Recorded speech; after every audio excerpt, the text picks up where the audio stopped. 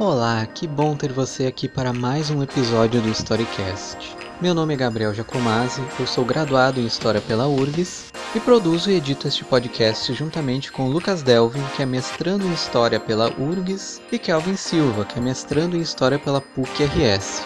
Hoje, esse mesmo Kelvin vai nos falar sobre as viagens de Marco Polo no século XIII. Recomendamos que sente-se, feche os olhos, coloque o fone de ouvido num volume agradável e embarque conosco nessa viagem. Sem mais delongas, passo a palavra para o convidado. I see skies of blue, clouds of white, bright blessed days, dark sacred nights, and I think to myself, what a wonderful world.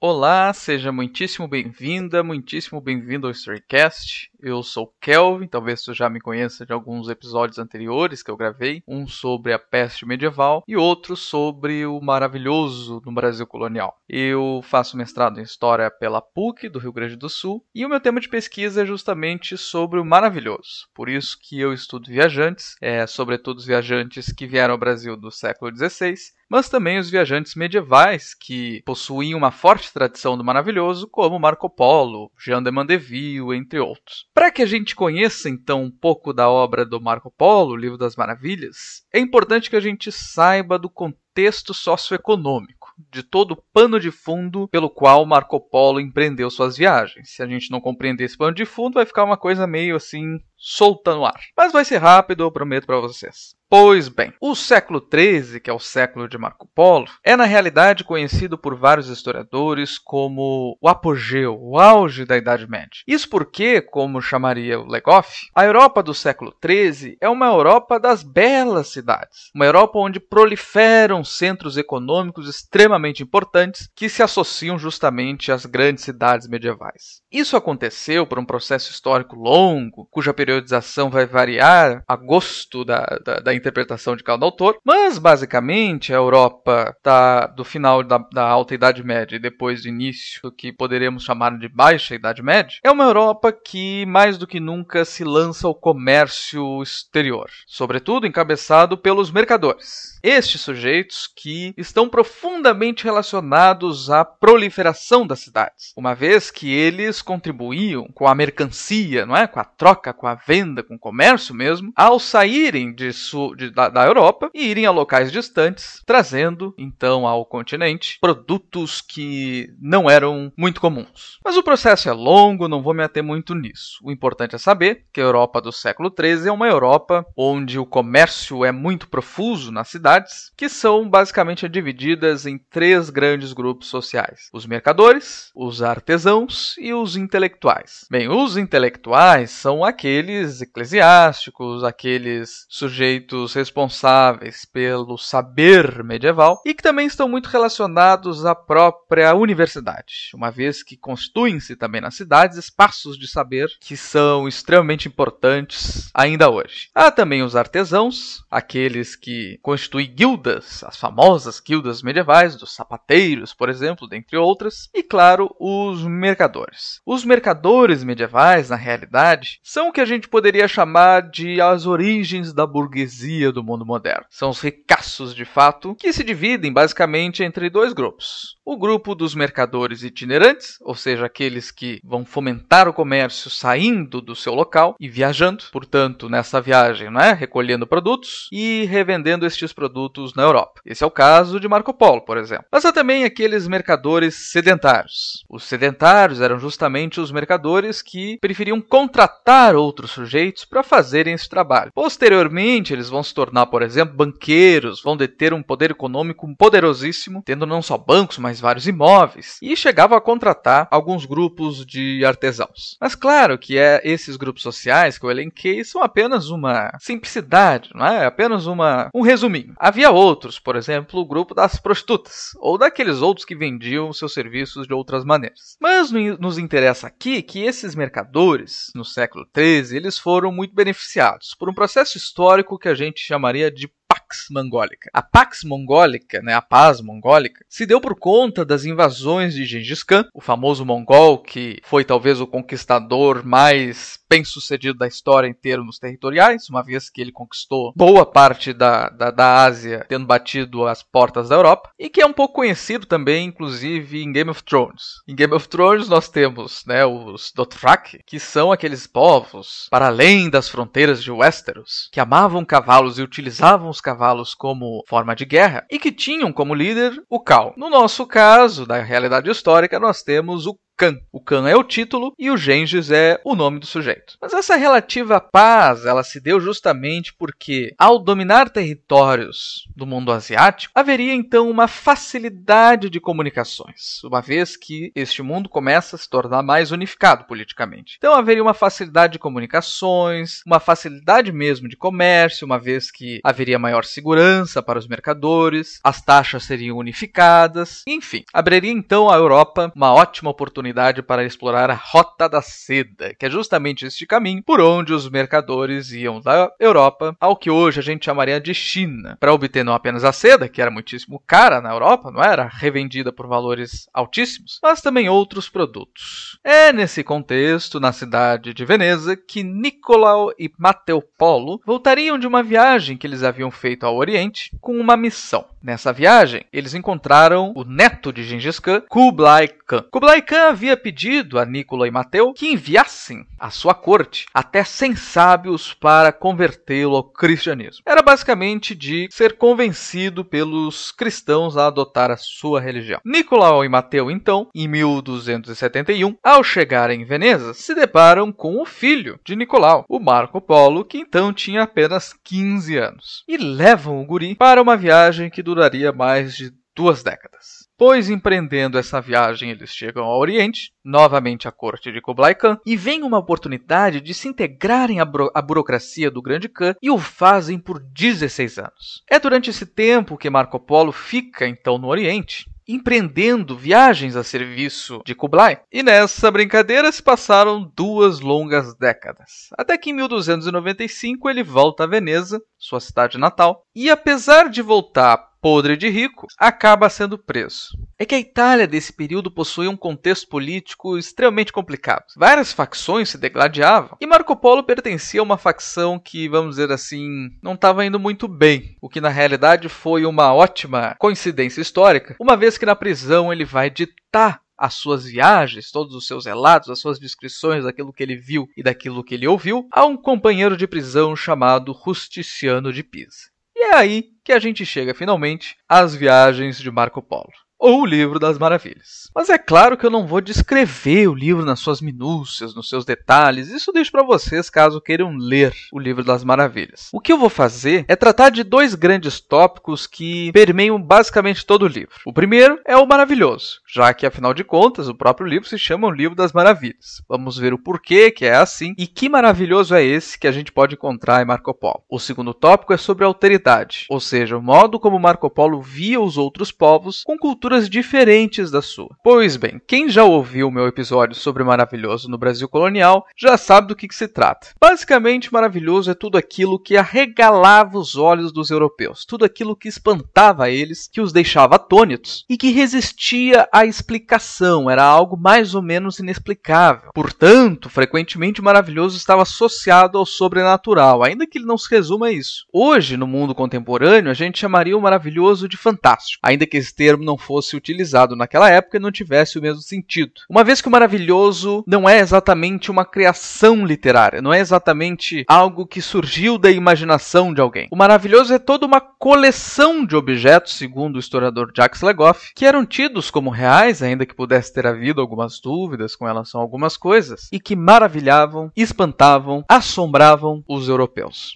O livro de Marco Polo é prenhe dessas maravilhas. Há, por exemplo, alguns milagres. Ele vai relatar que os sarracenos, como se falava de maneira pejorativa a determinados grupos árabes, haviam desafiado determinados cristãos a moverem uma montanha se o Deus deles fosse verdadeiro. E os sarracenos, entre aspas, tinham exortado esses cristãos da seguinte maneira: ou vocês fazem essa montanha se mover, ou vocês vão ter que ser obrigados a seguir a lei de Maomé. Pois um desses cristãos, extremamente fervoroso na fé de Cristo, se prestou a diversas orações pedindo a Deus que movesse a tal da montanha. E depois ordenou que a tal montanha se movesse, a montanha se moveu e os sarracenos acabaram se convertendo à fé cristã. E não é que a fé realmente move montanhas? Mas, além disso, o Marco Polo vai relatar um outro milagre que envolvia os sarracenos. Nesse caso, ele vai chamar de maometanos, também depreciativamente. Numa cidade chamada Samarcã, o irmão do grande Khan havia se convertido ao cristianismo após as várias tentativas de vários cristãos que ali residiam. Após a conversão, esses cristãos decidiram erigir uma igreja, tanto em homenagem ao irmão do grande Khan, que havia se convertido, quanto a Deus, uma igreja chamada São João Batista. Entretanto, esses cristãos queriam erigir a igreja sob uma pedra de mármore que era dos muçulmanos que ali residiam. O Marco Polo então vai dizer que esses cristãos se apoderaram da pedra, ou seja, roubaram, né? Sob, é claro, a autorização do irmão do grande Khan. Eles usam então essa pedra de mármore para criar uma coluna que sustentava a igreja. Só que este irmão do grande Khan acabou morrendo e os cristãos perderam a sua proteção. Daí que os muçulmanos, muito ofendidos pelo que havia acontecido, decidiram remover ou pegar de volta aquela coluna onde a igreja estava sendo sustentada, pois os cristãos se jogaram em muitas rezas pedindo a Deus que aquela ofensa não ocorresse. E acontece que esses muçulmanos removeram a coluna que sustentava a igreja e, grande maravilha, por um milagre divino, a igreja continuou de pé. Mas onde há Deus, geralmente também há o diabo. E aí que Marco Polo vai relatar uma série de eventos diabólicos, geralmente associados às crenças de povos que ele não compreendia, o que fazia com que ele acabasse projetando as suas crenças e a sua visão de mundo sobre aqueles que não tinham as mesmas crenças. E aí são vários os casos. Por exemplo, ele vai falar de um povo na província de Bácia que são idólatras, praticam feitiçaria e invocam demônios. Também vai falar sobre os habitantes da província de Chessimur, considerados por ele como idólatras que se dirigiam aos seus ídolos e recebiam oráculos dos demônios. Eles então, com sortilégios e invocações, faziam condensar o ar e formar tempestades. Bom, dentre o extenso repertório demoníaco de Marco Polo, eu vou citar só mais um caso para que a gente não fique falando do diabo por tanto tempo. Chegando então nesse último caso, ele vai falar de um reino de ladrões chamados Caraons, que se valem em suas patifarias de certos encantamentos. Quando esses ladrões vão fazer as suas excursões, usam da sua arte diabólica e fazem com que o dia seja coberto de trevas, de modo que eles não sejam avistados. Essas trevas podem durar de 6 até 7 dias, durante os quais esses homens percorrem os campos em bandos de até 10 mil homens. E o que eles fazem? Tomam tudo o que eles veem pela frente, tanto animais quanto pessoas. O Marco Polo vai dizer que ele quase foi pego por esses ladrões, mas conseguiu escapar dessa, entre aspas, cilada diabólica. Mas falando em ladrões, vamos passar a analisar o caso emblemático do Velho da Montanha. O Velho da Montanha era o líder de uma ordem de assassinos extremamente bem-sucedido. Dizia-se que esses assassinos faziam absolutamente tudo o que o Velho quisesse. Se o Velho mandasse esses assassinos assassinarem determinados líderes ou outros sujeitos, eles não se importariam de dar a vida para cumprir a missão. E a razão de eles fazerem isso é bastante curiosa. Marco Polo diz que o Velho da Montanha era um muçulmano. Este velho possuía em seus domínios um vale, onde mandou plantar as mais belíssimas e formosas plantas que se pudesse imaginar. Segundo Marco Polo, havia ali muitos riachos de águas vivas, de modo que a água, o mel, o vinho e o leite jorravam de todas as partes. Os instrumentos musicais, os concertos, as danças, os exercícios, as roupas suntuosas, mulheres e, em suma, tudo o que de mais delicioso havia no mundo estava ali presente naqueles jardins. A questão é que o velho embebedava neófitos da Ordem dos Assassinos, aqueles que estavam entrando ou queriam entrar na ordem.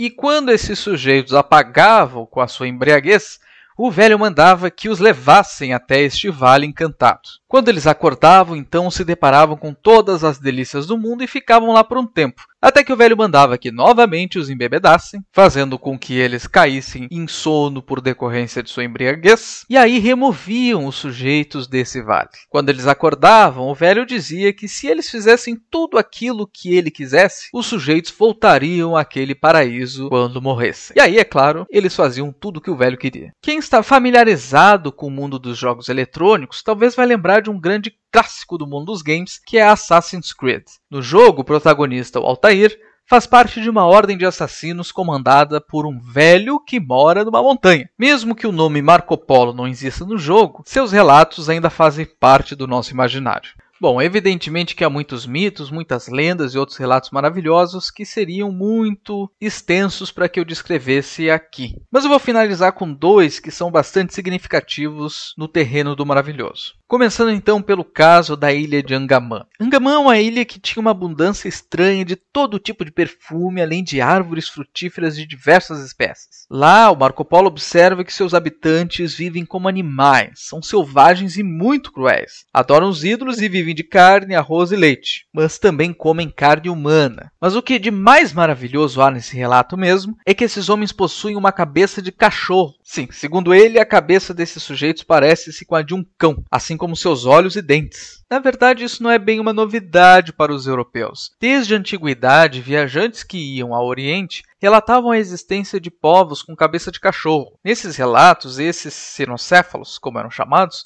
geralmente eram associados à antropofagia, a prática de comer carne humana. A existência deles era bem aceita. Santo Agostinho, inclusive, chega a discutir sobre a existência dessas criaturas, além de outros monstros, numa discussão que tomaria conta das universidades medievais da Baixa Idade Média sobre se esses povos seriam ou não seres humanos. Isso, na realidade, perpassa uma questão bastante complexa que se relaciona à alteridade, a maneira como estes europeus viam povos que possuíam uma cultura completamente diferente da sua. Os europeus, ao se depararem com povos tidos como selvagens ou outras coisas do tipo, projetavam nesses povos suas próprias crenças e os compreendiam como se fossem monstros. Nesse aspecto, é importante ter em mente que o mundo medieval tinha um grande apreço às autoridades. Aqueles que diziam o que era o verdadeiro ou mais próximo da verdade, geralmente teólogos, como o próprio Santo Agostinho, ou intelectuais, como Plínio o Velho, que escreveram obras de ciência, ou do que era compreendido como ciência da época. Portanto, esses monstros eles acabam aparecendo em vários viajantes, antes e depois mesmo de Marco Polo, talvez porque fosse necessário. Afinal, quem lia esses livros esperava que eventualmente fosse relatado os homens com cabeça de cão, entre outras criaturas maravilhosas. E aí que eu chego numa segunda descrição que exemplifica bem esse terreno do maravilhoso. Já falamos dos milagres, já falamos das manifestações mágicas, portanto diabólicas, falamos de reinos míticos como o Velho da Montanha, falamos dos monstros e agora nos resta falar sobre o bestiário, a fauna fantástica, a fauna maravilhosa que Marco Polo encontra. E nesse aspecto ele não é tão contundente, mas ele vai, justamente talvez por conta daquela tradição, daquilo que se esperava se ler nessas obras, como eu havia dito, ele vai falar sobre o unicórnio. Ele basicamente vai dizer que avistou numa região selvagem alguns unicórnios. Alguns autores estimam que na realidade o Marco Polo estava vislumbrando um rinoceronte. É que os relatos de viagem, os livros de maravilha, eles não compõem apenas aquilo que os europeus queriam ler, mas também aquilo que os próprios viajantes esperavam encontrar. Talvez ao se deparar com um rinoceronte, o Marco Polo tenha projetado as imagens da sua cultura naquele animal e logo concluiu que se trata, afinal de contas, de um unicórnio. Unicórnio que também é um velhíssimo conhecido no imaginário europeu e que é envolto em diversas lendas míticas sobre o seu estado, sobre a sua natureza. Além dele, o Marco Polo vai relatar sobre as salamandras. As salamandras que nos bestiários medievais estimava-se que podiam sobreviver ao fogo, pois o Marco Polo diz que as salamandras que ele encontra na realidade não sobrevivem ao fogo, o que demonstra que nem tudo o que ele vê é transmutado exatamente da maneira como o imaginário europeu estabelece. E é aí que nós chegamos numa outra questão que envolve o Livro de Maravilhas do Marco Polo e os outros livros de viagens medievais e modernos. Nesses livros, como a gente pode ver no Livro das Maravilhas do Marco Polo, é muito comum a gente encontrar a projeção de valores europeus sobre outros sistemas de crenças que não eram os deles. Isso é extremamente importante porque essa alteridade, essa maneira de ver o outro, ela vai desembocar no início do processo colonial na América. Os indígenas, como a gente sabe, eram tidos como selvagens, diabólicos, entre outros qualitativos que se encontram já em livros como o de Marco Polo, sobre povos do Oriente. Há historiadores como Pedro Martínez Garcia e Michel Molat que vão analisar esses viajantes da Baixa Idade Média e do início da Era Moderna e vão perceber que eles não tinham lá grandes diferenças na sua forma de ver o mundo. E, pelo que parece, o buraco é mais embaixo. Se esse modo de ver o mundo teve complicações gravíssimas para o caso da América colonial, como nas práticas escravistas que os europeus empreendiam em povos indígenas ou africanos, ele ainda tem consequências graves para os dias de hoje. Segundo o crítico literário Edward Said, na sua obra extremamente clássica O Orientalismo, o Oriente como Invenção do Ocidente, o Marco Polo é um desses artífices de uma imagem sobre o Oriente que é uma imagem distorcida. Nas palavras de Said, é como se o Oriente houvesse se tornado um grande oposto complementar ao Ocidente. Segundo ele, e isso é particularmente importante, Marco Polo e outros viajantes produziram todo um arquivo internamente estruturado, um arquivo que condensa nessas viagens a história, a fábula, o estereótipo, o confronto, o que são lentes pelas quais o Oriente ainda hoje é vivenciado. Quer dizer, é como se o Oriente fosse de fato um lugar já conhecido, através das experiências desses viajantes, em imagens que ainda hoje circulam em nosso imaginário. Por exemplo, aquelas descrições de Marco Polo que tratam dos orientais como assassinos, ladrões, diabólicos, violentos, além de outras que os retratam como pecadores, danosos, malévolos, intolerantes, entre outras, são imagens que não raro a gente encontra ao abrir o noticiário e ver qualquer notícia sobre o Oriente Médio, sobretudo.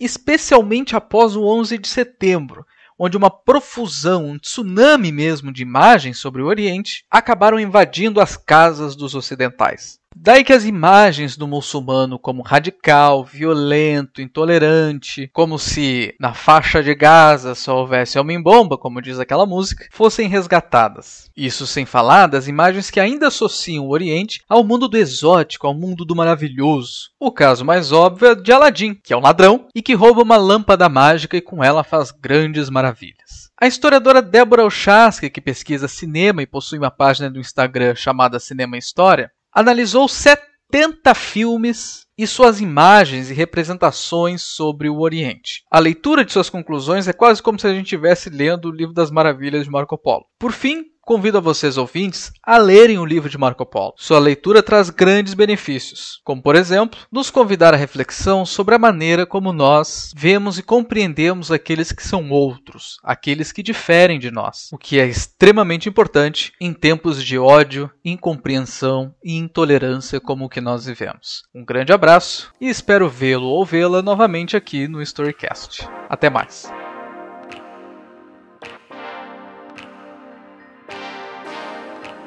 Este foi o 20º episódio do Storycast, que agora em setembro completou 6 meses de existência. Muito obrigado a todo mundo que nos acompanhou até aqui. Compartilhe esse episódio nas suas redes sociais e nos siga no Instagram, no Spotify e no Facebook. Assim você vai estar nos ajudando a continuar produzindo podcast por muito mais tempo. Não perca o próximo episódio na semana que vem, no qual Gabriel Jacomazzi, eu, no caso, falarei sobre as viagens de Ibn Battuta através do Islã.